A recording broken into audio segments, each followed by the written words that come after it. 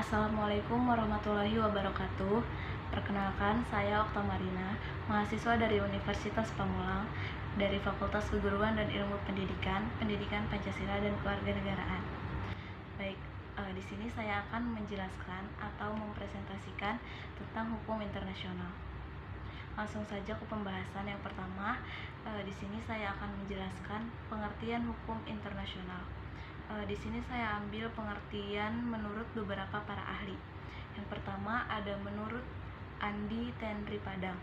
Beliau menjelaskan bahwa hukum internasional adalah bagian hukum yang mengatur aktivitas yang berskala internasional. Yang kedua ada Rebecca M. Wallace. Menurut Rebecca, hukum internasional adalah peraturan atau norma yang mengatur tindakan-tindakan negara-negara dan entitas lain. Yang ketiga, ada menurut Ivan E. Scherer. Beliau menjelaskan bahwa hukum internasional adalah sekumpulan peraturan hukum yang sebagian besar mengatur tentang prinsip-prinsip dan aturan-aturan yang harus dipatuhi oleh negara-negara. Jadi intinya hukum internasional itu adalah hukum yang mengatur antara satu negara dengan negara lain atau hubungan antar negara. Lalu selanjutnya ada subjek hukum internasional. Subjek hukum internasional adalah pemegang dan pendukung hak dan kewajiban hukum internasional, termasuk memilih untuk mengadakan ataupun menjadi pihak atau peserta pada suatu perjanjian internasional. Macam-macam subjek hukum internasional. Yang pertama ada negara yang berdaulat, yang kedua ada gabungan dari negara-negara, yang ketiga Tahta Suci Vatikan, yang keempat organisasi internasional, yang kelima Palang Merah Internasional, yang keenam individu dengan kriteria tertentu, yang ketujuh pemberontak atau pihak yang bersengketa, yang kedelapan penjahat perang atau genosida. Lalu selanjutnya ada asas-asas hukum internasional.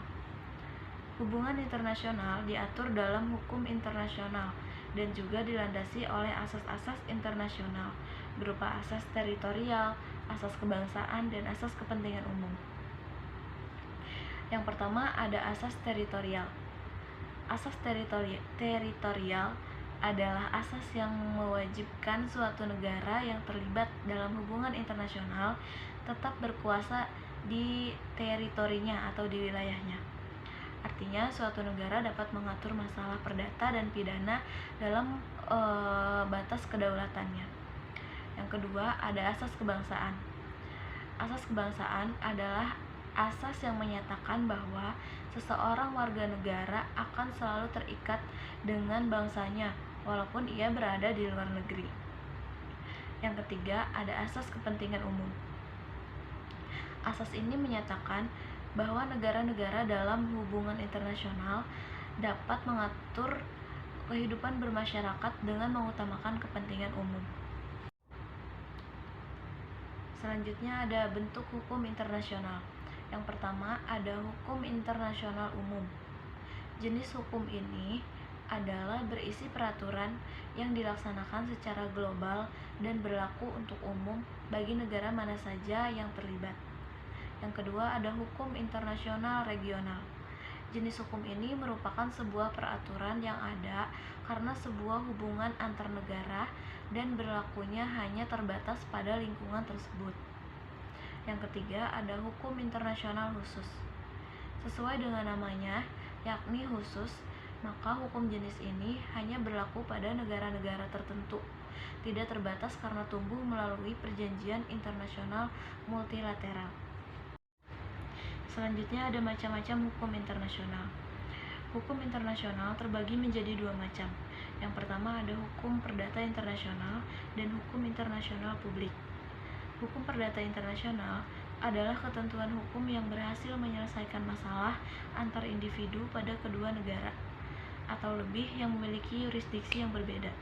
Lalu yang kedua ada hukum publik internasional adalah peraturan hukum internasional yang mengatur masalah atau hubungan yang melintasi batas-batas negara.